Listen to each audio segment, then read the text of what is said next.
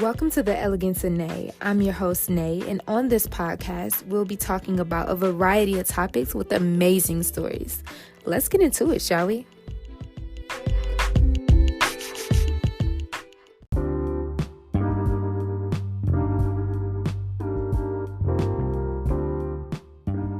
Hey guys, before we begin the show, we just want to give a quick shout out to TC's Art Gallery. That is T as in Tom, C as in Cat, S as in Sam, Art Gallery.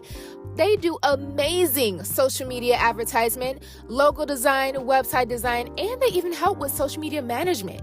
Check them out today at TC's Art Gallery LLC.square.site. All right, let's start the show.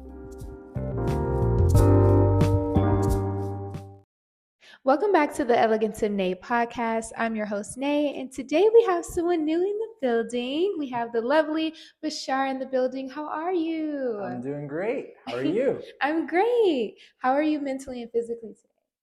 I'm doing well. I can't complain.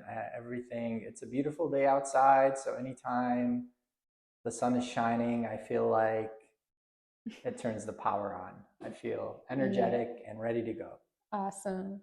That's amazing. So let's start from the beginning. So where were you born? I was born in Beirut, Lebanon. Oh, nice. Yeah, that's probably not typical of many of your guests. I like to say I arrived to the US almost by accident.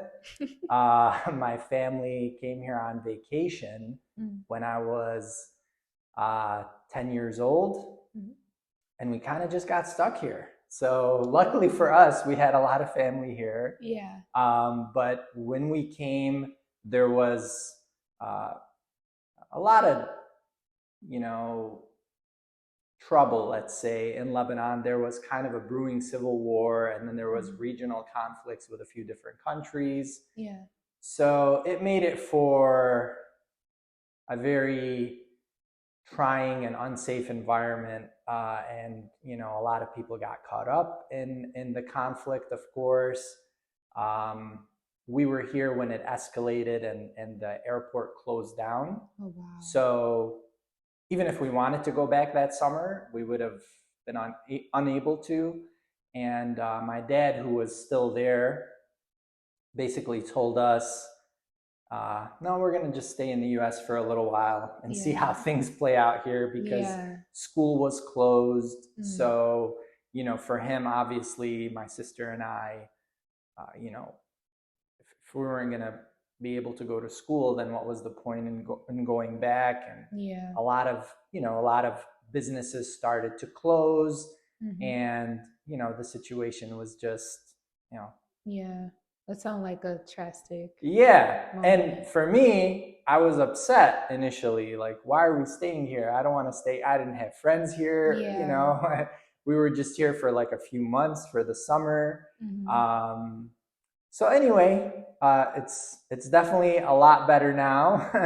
I've gone back since, just once, but I definitely like to go visit more often. I'm very, proud of where I come from, and I still identify, if people ask, I usually say I'm Lebanese. So I'm proud of my country and our culture.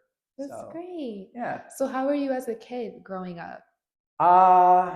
Let's see. I mean, I feel like I tried a little bit of everything in terms of sports and hobbies. My parents were pretty encouraging. They rarely said no to anything. So if I wanted to go do karate, they would just put me in karate class. Or if I wanted to get into collecting baseball cards or basketball cards, they would take me to card shows, or someone. I have a big family, which is nice. So there was always someone in the family who was into something, a hobby or a sport. Yeah. I have 9 or 8 aunts and uncles who are younger than my mom. So my mom is the oldest. Oh, wow. Yes. So her brothers and sisters were all into something, whether it was tennis or soccer or basketball. So it was easy to figure, to tag along and go play a sport. I felt like growing up here, I don't remember too much of my time in Lebanon. Okay. I, I know I was into soccer, and I took, I'm pretty sure I took karate classes because I have some photos, but I don't really remember it. Yeah.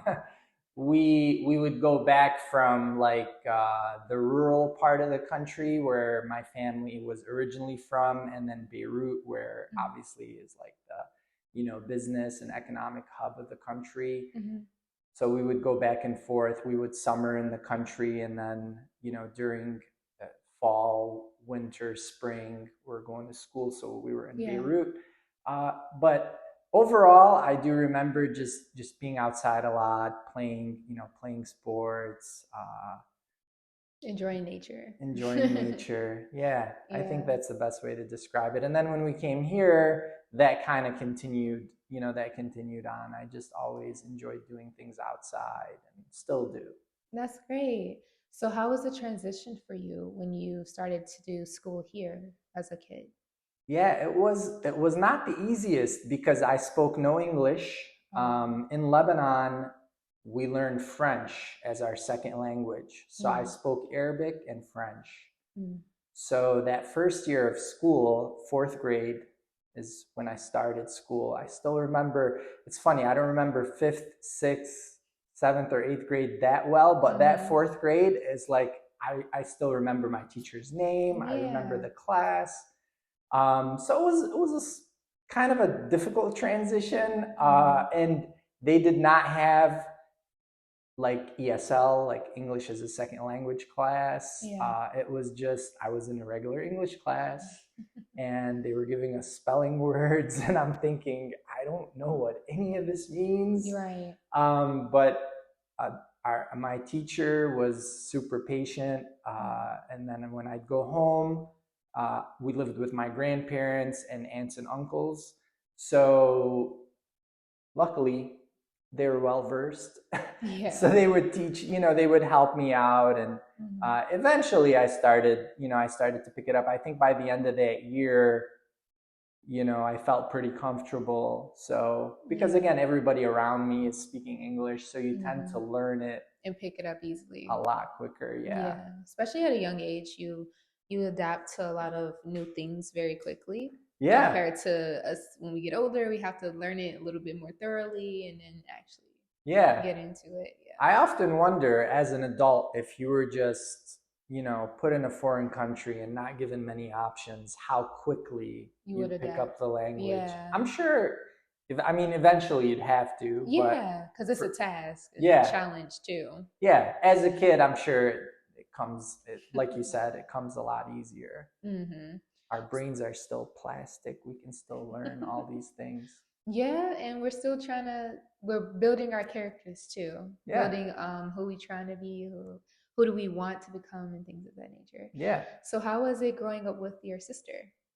I think when we were younger, we enjoyed some similar things. Our family would go camping in the summer, and we were both really into that.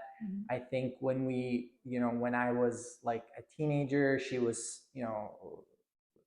a lot younger than me. So we kind of I don't want to say like went our separate ways, but we just enjoyed different things. And she had her own friends and my own friends, and we really didn't do much together. It was only when I think, when she was in college, that we started to enjoy a lot of similar things. She actually lives in Indiana now. Oh, wow. Yeah, she designs jewelry, so she does some really amazing things, and we love going to visit her.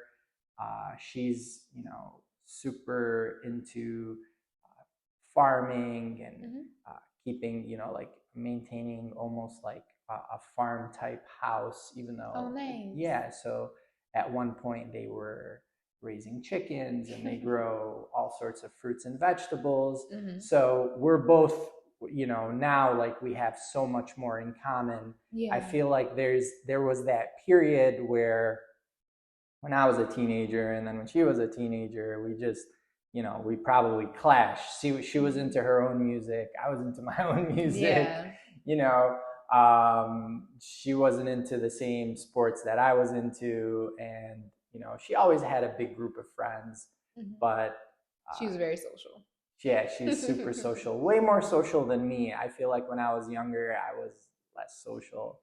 And then we have a brother who's the youngest. He was born after we moved to the US. So he's the only one that was born of here. us that was born here. And he actually lives in downtown now. So that's awesome. I see him a lot more than I see her just because of, proximity.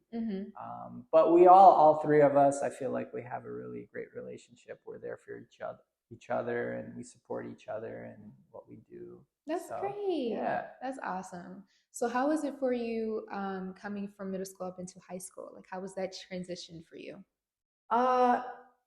It was okay. I feel like it was also, again, kind of like a culture shock in a way, because I went from a neighborhood that was predominantly Arab immigrants, and then my junior high and then high school was just a mix of everybody. So I just never really had a chance to interact with, people who were, that different from me, whether it was racially, culturally. So it was definitely a learning experience. And initially, again, it was a little bit of a difficult transition because, some of the people in that I was meeting in high school just had no idea what an Arabic person was, or that we spoke a different language, or that we may have had a different religion. So there was those stereotypes, I guess, that either they had of us coming in, or we had of them. And again, like, it was a cultural shock on both ends. It was just a major culture shock. It seemed like there were some conflicts in the high school that, I don't think if we all had a little bit more understanding of each other and just, maybe talked a little more, that probably would have never occurred. And, now looking back, I think all of that could have just so easily been avoided if there was just better communication and a little bit of just making people aware, like, hey, not everybody's like you. Not everybody practices this same religion. Not everybody comes from a whole different part of the world. Some people have been here for generations, and, they may be into different things. And, I think a lot of that could have been, presented early and often, so that there wasn't this, like kind of like a culture shock, like you see in some movies, when a completely new group of people just get put into a whole new type of situation or school district. And it was kind of like the movies in a way, because you just have this lack of understanding of somebody who's from a different culture or ethnicity. So, but by the time I was a senior, I mean, it's like we were just a cohesive unit. I mean, we have friends from every type of background, race, religion. Finally, I think it took a while, but by that fourth year, I mean, we were like brothers and sisters, where, when we'd go to dance or football games, there was no longer, oh, somebody wanted to fight somebody because, they said something about their country, or they said something negative about their religion, or, you know, that just stopped happening by that time. So it's amazing what putting people together can do. Closing the doors and saying, hey, you got to deal with each other. Yeah, by the end of it, you realize, like, yeah, no, we have way more in common. And, you know, so it was initially, like I said, a little bit of a culture shock, but by the end, it was awesome. Oh, that's great. Yeah. And I can tell that, like, over time, eventually they would have to communicate in some way of getting to know one another, especially when you have so many different cultures and religions in one aspect or one area. So Yeah. eventually someone has to communicate. Absolutely. Absolutely. I mean, you know, if I, you know, thinking back on high school, I mean, I met people who had, you know, they were Italian, Polish. Oh, wow. We had people who were Albanian, Macedonian, you know, places I didn't even know. Yeah, I mean, I didn't even know existed. Yeah. And I was just, you know, you think like, oh, America, you know, everybody, we're all Americans, but no, just like, you know, somebody might be Lebanese American. Of course, you know, you can have somebody who's, you know, Asian American, Albanian American, you know. So it's it was just interesting to learn, like, yeah, all these different countries, you know, they have their own, you know, unique culture and history, but eventually we all kind of adopt. Yeah, we pick up these similar values, and we embrace a lot of the cult, like traditional American culture, which is really cool. Yeah, that's great. So how was the transition for you from high school into college? Going into college for you? That was I really enjoyed that. I went to Wayne State University here in Detroit. Yeah, and then oddly enough, that's where I met my wife. She was a student there too. So we were just friends at the time, but I loved Wayne State. Again, it was kind of like that, you know, when I first went into high school, where you're meeting all sorts of new people, that then, you know, college was just an expansion of that, you know. And I enjoyed being able to commute, not necessarily having to live on campus, because it just made for an easier transition. Yeah. I often, you know, I think back, like, and, you know, some of these 18-year-olds, 17, 18, 19-year-olds who just move away to college, and then they're living on their own, and you know how difficult that might be. Yeah, that's a huge transition. Or exciting, you know. But yeah, so for me, Wayne State was perfect. It's a big school. There's you know, there are a ton of different programs. So whatever you're into, you're gonna find it there. Yeah. The only thing that I really didn't do when I first got there, I mean, I didn't really look into any of their, you know, extracurricular athletic programs. So I didn't really play any sports or anything like that. And I kind of, looking back, wish I would have explored that more. But academically, it was great. Socially, it was amazing. You know, I again got to expand my circle of friends. Got to meet, you know, even more people from diverse backgrounds. Just kept learning. I mean, this world is massive. There's you know, people from everywhere, and it was that aspect of it was just so nice. Oh, that's awesome. So what did you major in? What was your major? I majored in biology. Nice. So yeah, when I started, I kind of had that pre-med track. A lot of my friends were also kind of on that pre-med track, or something related to healthcare. I always, for whatever reason, I was always drawn to healthcare. I wanted to do something within that realm. I just felt like, you know, being able to improve somebody's health, that's one of the greatest things you could give another human being. You know, you could, because at the end of the day, that's the most fundamental. If you don't realize how important health is until it's gone. Oh yeah. until you're so it's such an important part of it's the foundation. It's the foundation for everything. So I was always drawn to healthcare, and that's one reason why I went to Wayne State, because they just had, they had a great medical school, they had physical therapy, they had occupational therapy, they had everything. Yeah. So I figured this is the right place to be, because regardless of which avenue I decide to go down in terms of healthcare generally, well, it's available here.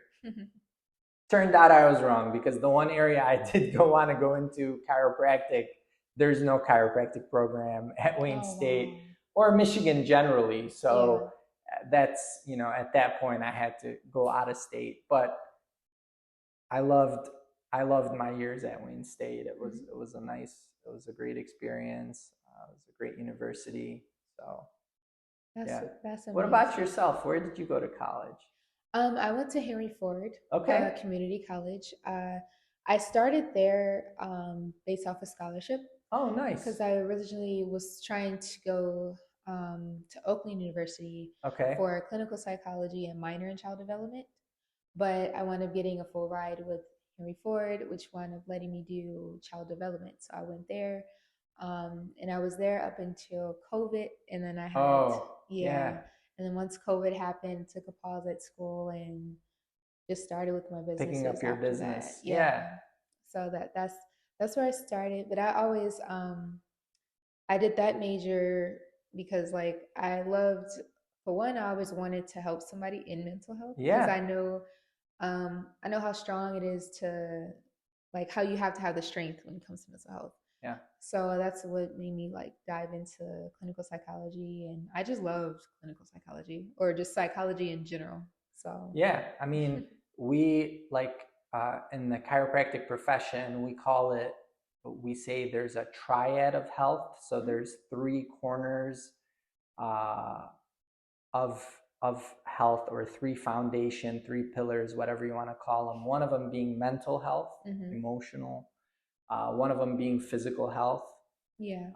And then, last being more of like the chemical, nutritional aspect, like what you're eating. So what you're eating, what you're thinking, and what you're doing. Yeah. Basically to break it down, like Yeah. what you're doing physically, how you're perceiving yourself or the world mentally, and then what are you feeding your body. So, mental, spiritual, emotional, whatever you want to call it, it's a foundation, it's a pillar of good health, and it's a pillar of who you are too. Yeah, because it breaks you down in those categories.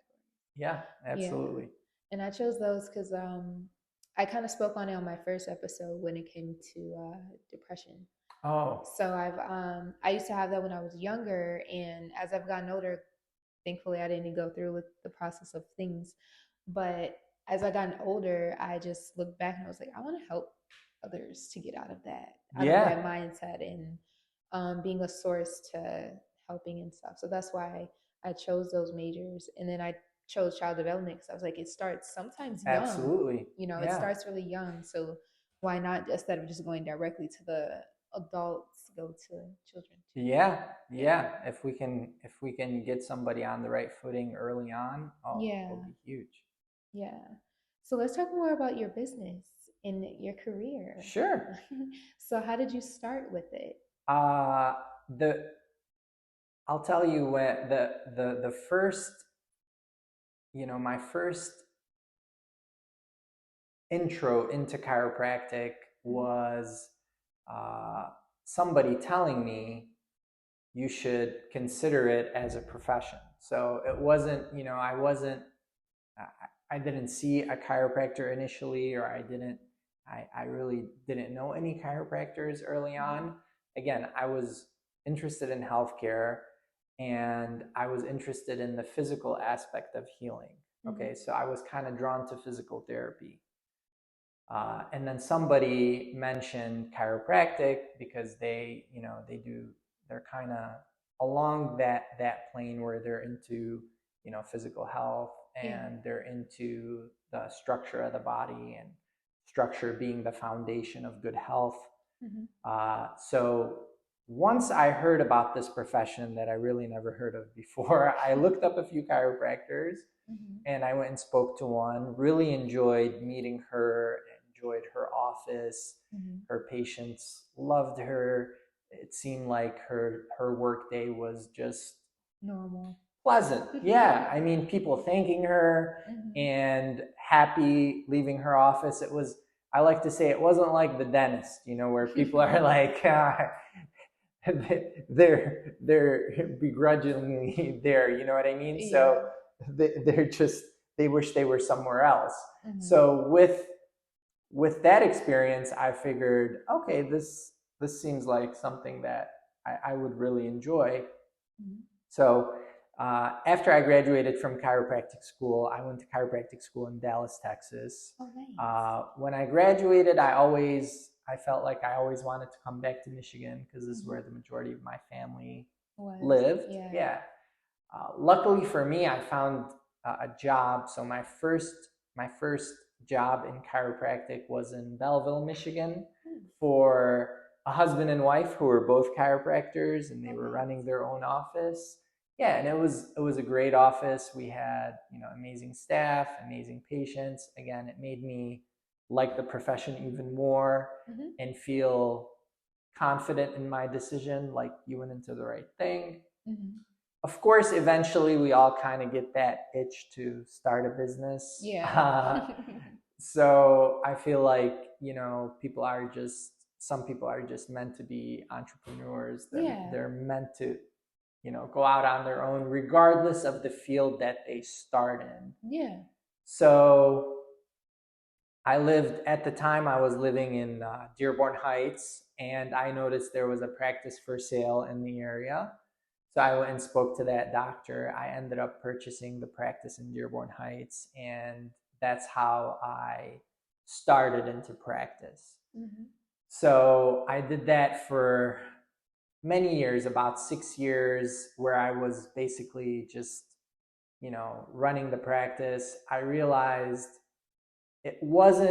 there were certain aspects of it that were not very enjoyable, you know, compared to just working for someone else. You know, in healthcare, when you're working for someone else, you just got to worry about seeing the patients and making sure you're giving them a great service, making sure, you know, their health is improving. But that's really about it. You know, you don't have to worry about billing, collections, right? Managing staff. All of those things are, you know, they're handled by your employer.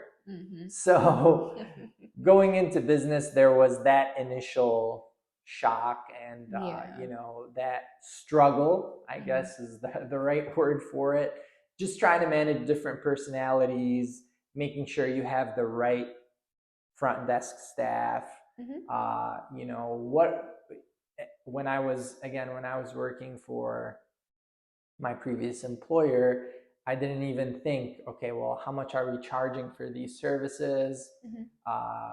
You know, what should we even be charging for certain services? So that was the first time that I started to consider, like, okay, well, what's reasonable? How much should an adjustment cost? How much should a new patient evaluation cost? All of these things.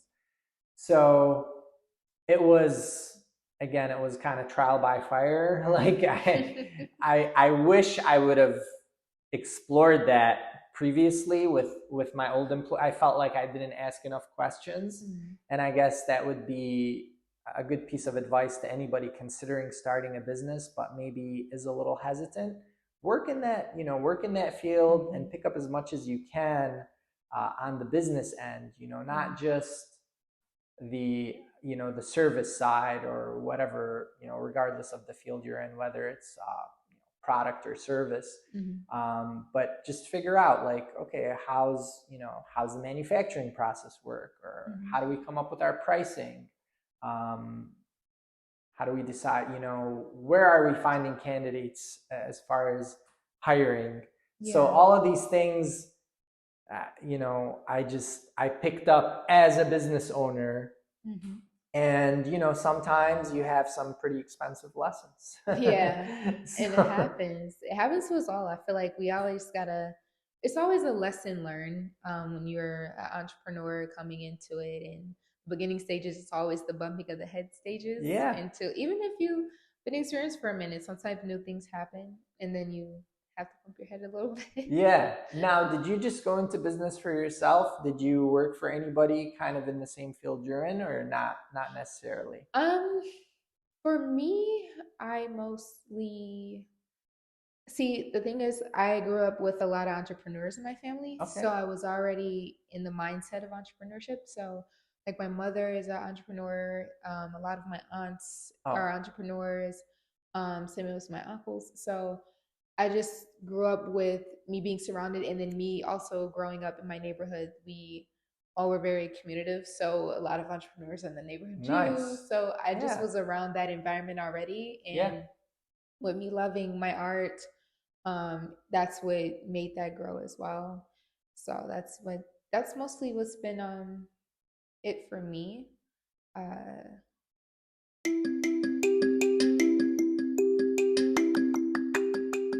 Hey guys, it's shadow break time. We want to give our love and support to Dr. Bashar with this company called Health First. Health First is a chiropractic clinic that simply helps to serve you. They make sure to provide excellent chiropractic care to their clients that reach and succeed in their health goals. Make sure to check them out at primechiro.com. That is PRIMECHIRO.com. And the information will be down below in the bio and in our description. All right, back to the show. But yeah, so I just grew up with a lot of entrepreneurships, and I started my business dedicated to wanting to really, well, now, after I've been around more people and networking so much, Mm-hmm.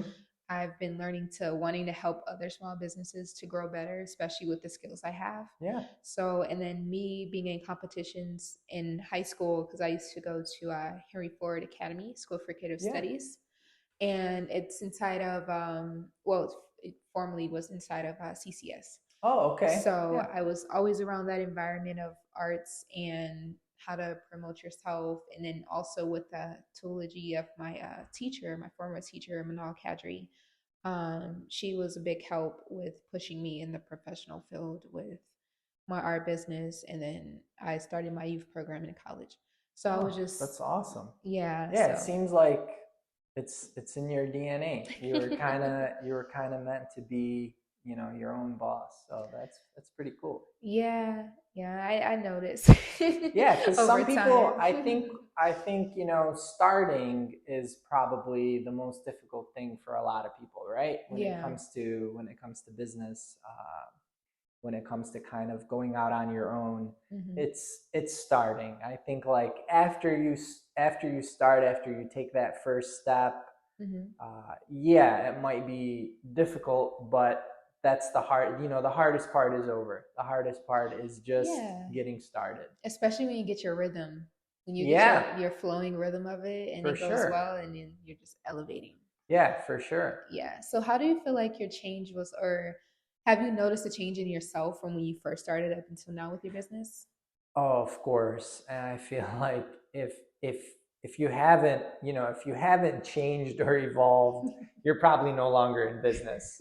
I'll give you an example. I mean, when I first started, there was no social media, Mm. right? I started in 2002 is Okay. when I became, a solo practitioner. So I Mm. had my own clinic, and there's no Facebook, no Instagram. I mean, the internet was just kind of firing up.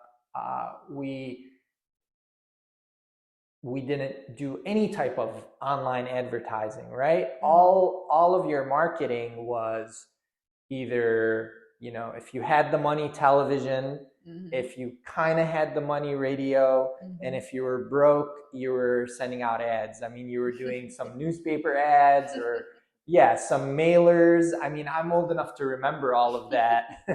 So that was marketing Mm. back in the early 2000s.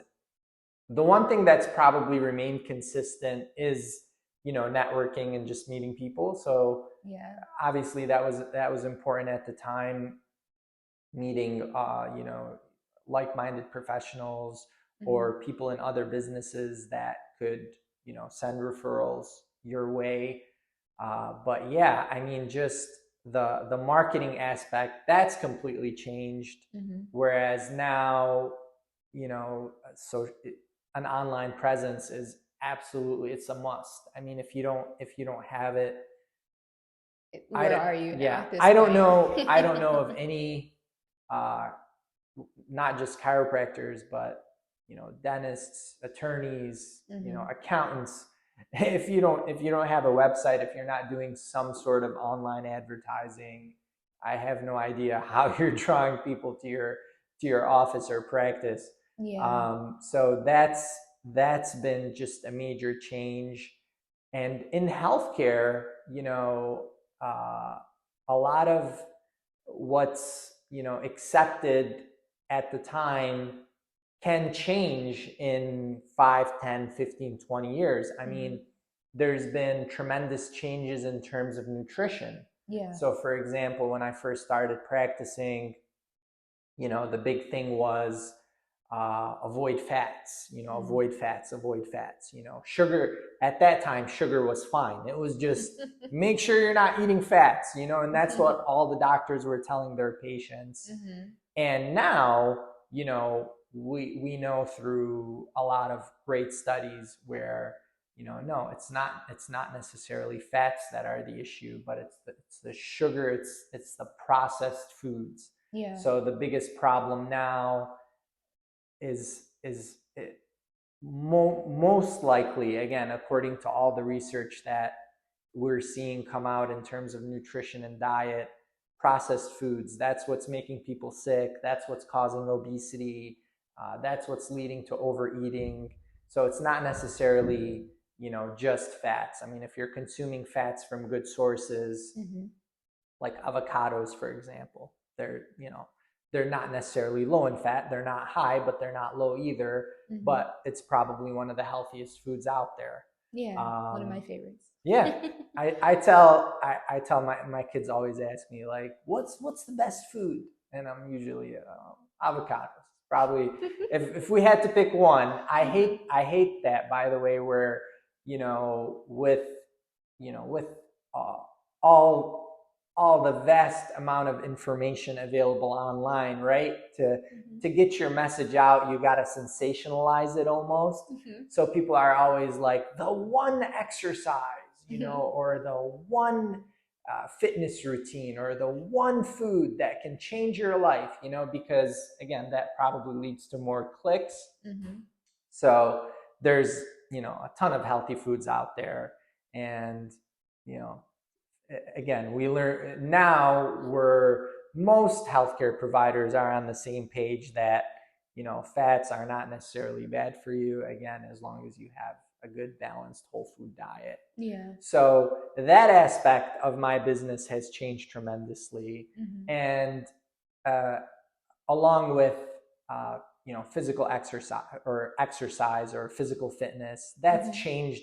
I wouldn't say a ton, but definitely, you know, every, I'd say 5 to 10 years, the research starts to tell you something a little bit different, or we realize, okay, this particular way of exercising may not be as effective as this other way of exercising. So that's another thing that I have to keep up, you know, kind of stay on top of all the latest research in both of those areas. Yeah. So that's changed a ton. So yeah, I mean, it's been a lot of change, and I guess if you're a lot of growth too. Yeah, and if you're an entrepreneur, I think you have to embrace that. You gotta embrace that there is going to be some change. If you're static, you're probably going to get, you know, passed by other people who are hungrier, who are learning, who are adapting, who are changing. Because that's, you know, that's the one thing that I feel like is common in every industry today, right? You got to change, you got to adapt. I mean, who knows what's going to happen with artificial intelligence now, right? You know, some of my colleagues in chiropractic are like, well, how's it going to change our field so much? Because we're basically, adjusting patients, we're putting our hands on them and telling, moving certain areas of the body, and we're giving them, we're showing them exercises or giving them advice on nutrition. How is artificial intelligence going to change any of that?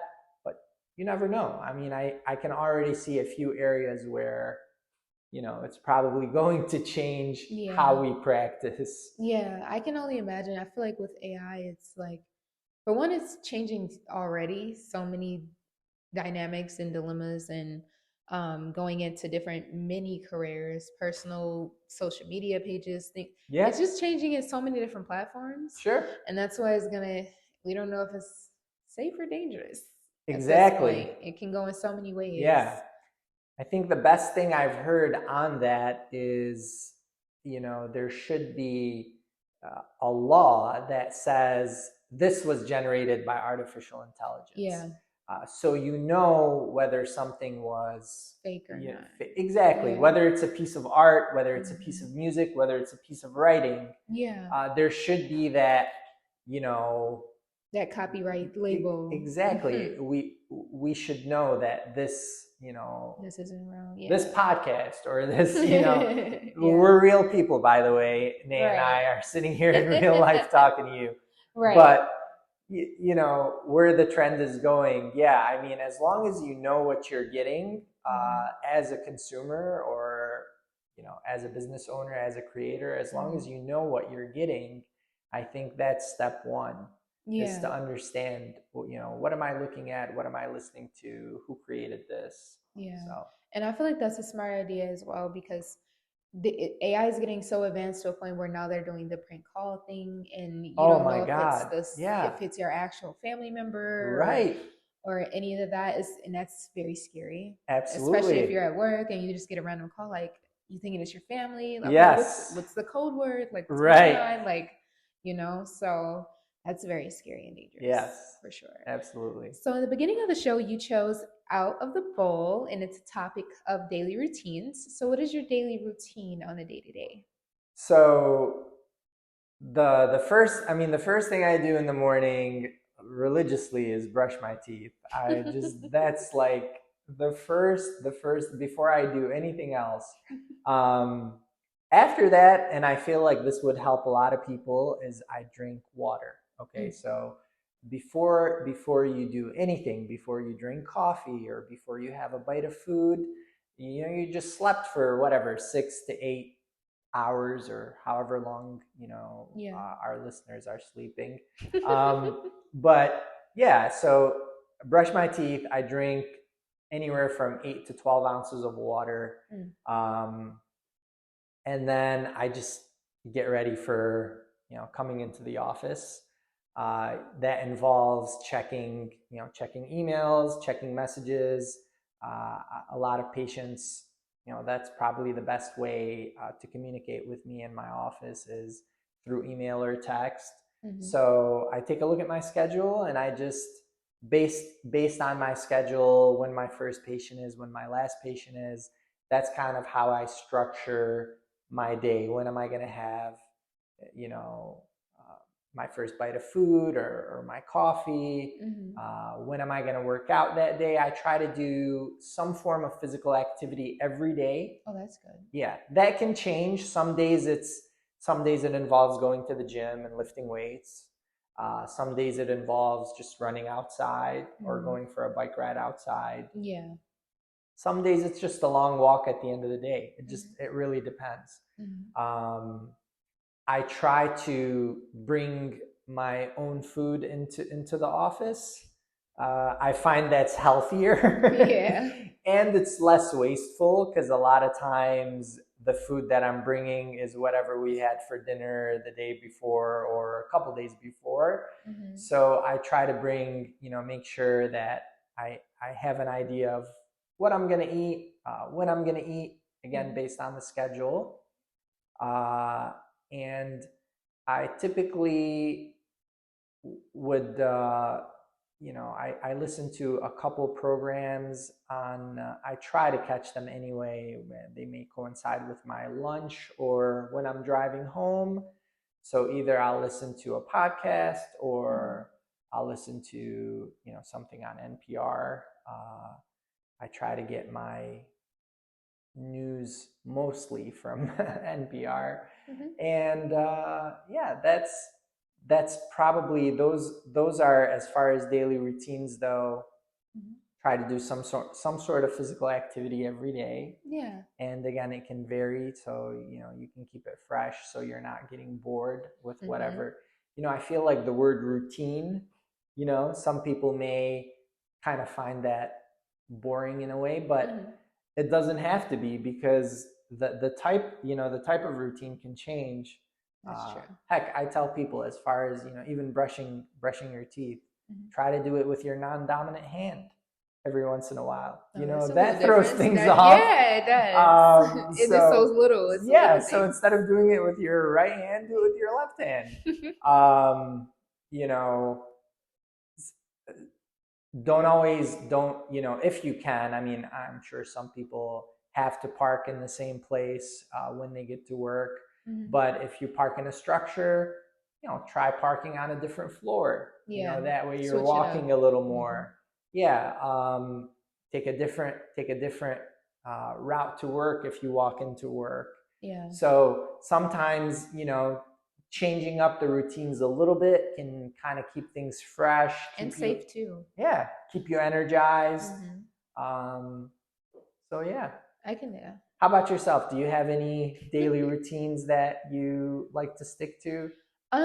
Yeah, usually when I get up, I try not to like do work or any relations to work until I get to work. Oh, smart. Because it leaves the stress away from home, and I make sure to separate no work time at home and keep work at work. And I do that because I try to make sure not to have a toxic work environment. But of course, if it's a bad weather, you have to sometimes work from home. So sometimes I'll, switch it up, but I, choose a different spot other than staying in the room, or just choose a different spot in the house to, okay, I'm working today. Let's, do this. So for me, and then I also try to fit in some type of form of exercising. Sometimes I'll either go walking, bike riding, or getting back into jogging again, but we'll get there. But yeah, it's mostly just walking or bike riding for me. And usually try to, wake up, do like morning affirmations or something that keeps me positive. Perfect.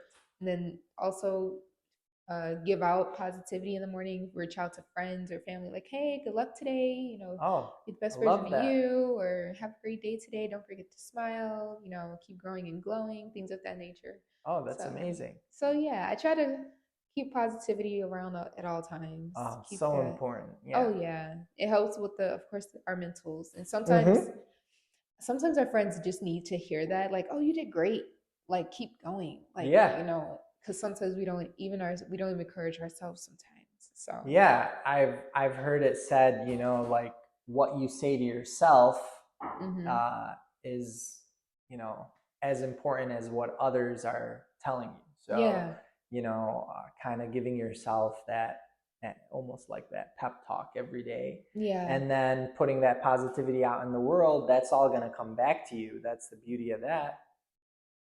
I definitely can see that, and that daily routines is important. It's kind of like a mental planner, but it's also like an encouragement, like, okay, yeah, I'm gonna get this accomplished today. Even if I don't, let's try to drag it on to the next day. So it plays a part. I feel like it plays a part for sure. Excellent. And also in the beginning, you chose a number between 1 through 10, and you chose number 7. And number 7 is on the spot game. So it's kind of like whatever word that I give you, you got to think of 3 words that can describe that word. Okay.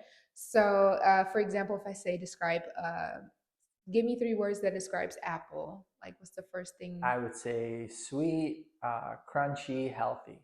All right. Okay. So that's similar to how that is. Yeah. Okay. So your word would be How would you describe the sun in 3 words? Okay, healthy, right? Vitamin D and energy. One I follow and listen to a professor. His name is Dr. Huberman. I don't know if you've heard of him. He has a podcast, and he makes his rounds on all these different podcasts.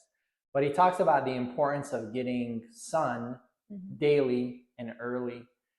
So one of the first things we should all do in the morning, if we can, is get outside and get a little bit of sun exposure, not necessarily, hours, right?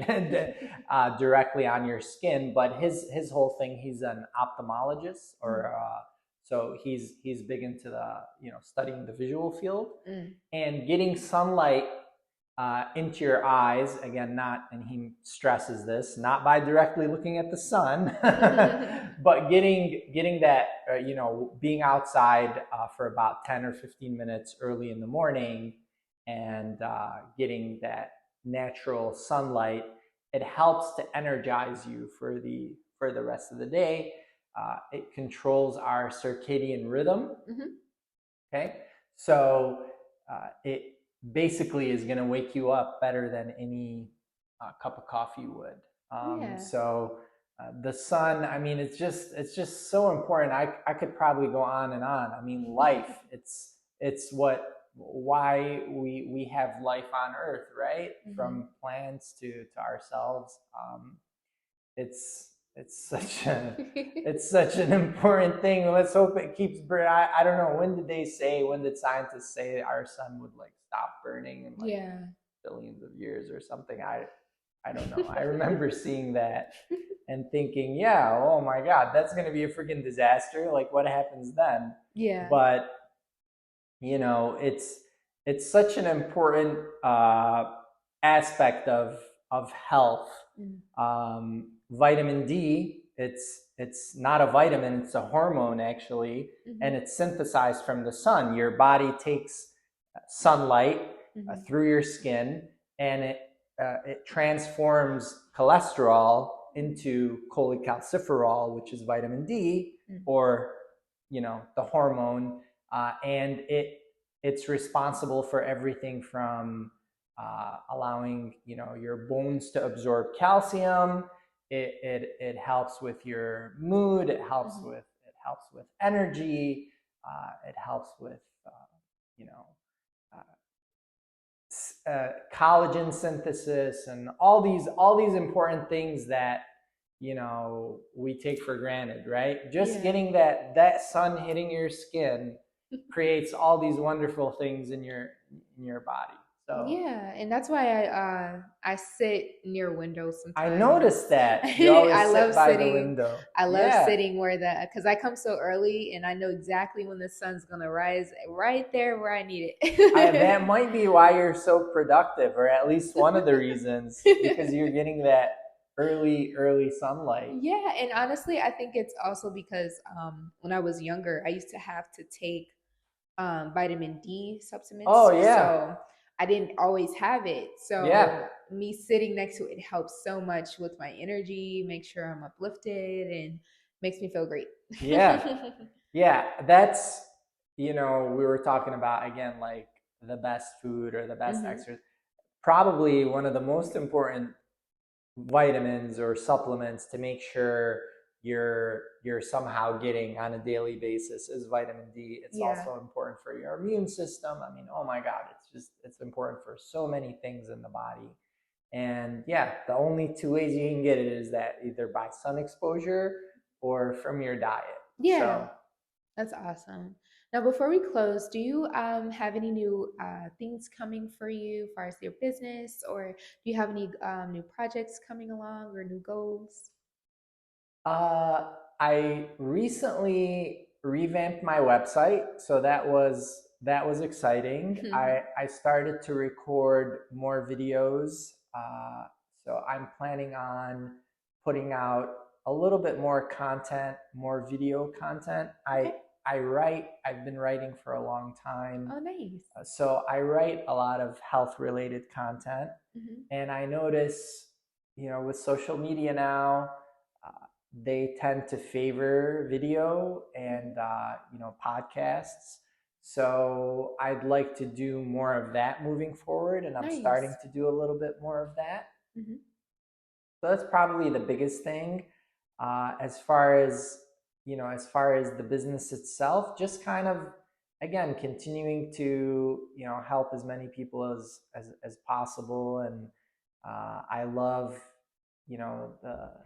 just helping different types of people, whether it's office workers or professional athletes, kids, seniors.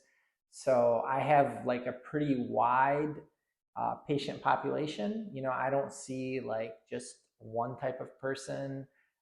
So the age range, again, like I have people who bring their kids, and then I have, I think maybe my oldest patient right now is in their early 80s. Oh, wow. And then, I have people who are out there running triathlons, and, people who are just sitting at a desk for hours 8 to 12 hours a day, right? So I like that. I like the variety. I like the challenge of helping, people in different stages of their life and different circumstances. So just continuing with that and trying to stay on top of all the latest research that's coming out on healthcare. What's helping people, what type of diet is working best, what should we be avoiding, which exercises are going to give you the most benefit for either living longer or maintaining strength as you get older. All of these things I'm fascinated by, and I like to constantly read and learn all that new information. That's awesome. And also, before we close, do you have any closing statements that you would love to say? Well, I want to thank you for inviting me to be on the podcast. I guess I'll give my best health advice for those who are listening to the podcast. When it comes to diet, try to avoid processed foods. Try to eat natural whole foods, so fruits, vegetables, all types of plants, meats that are coming from good sources. Try to get some form of physical activity every day. So it doesn't have to be going to the gym and lifting weights like we talked about earlier. You could go for a walk or a jog or a bike ride. Get as much sunlight as possible in the morning. Again, healthy dose, right? We don't want anybody getting sunburned out there or going, losing their sight looking at the sun. So some healthy sun in the morning, and make sure you're getting enough rest. To be yourself that next day, you got to make sure you're getting a good amount of sleep. So I'll leave it at that. That's my best advice for anybody who's listening, who's looking to improve their health. That's awesome. Are we doing a part 2? Sure. Awesome. So look forward to the part 2, guys, on our Patreon, and become a subscriber to get early access to a lot of other episodes, including this one and part 2 coming soon. Looking forward to it. Thanks again for coming. Absolutely. Thank you for having me, Nae. Of course. Until next time. See you guys.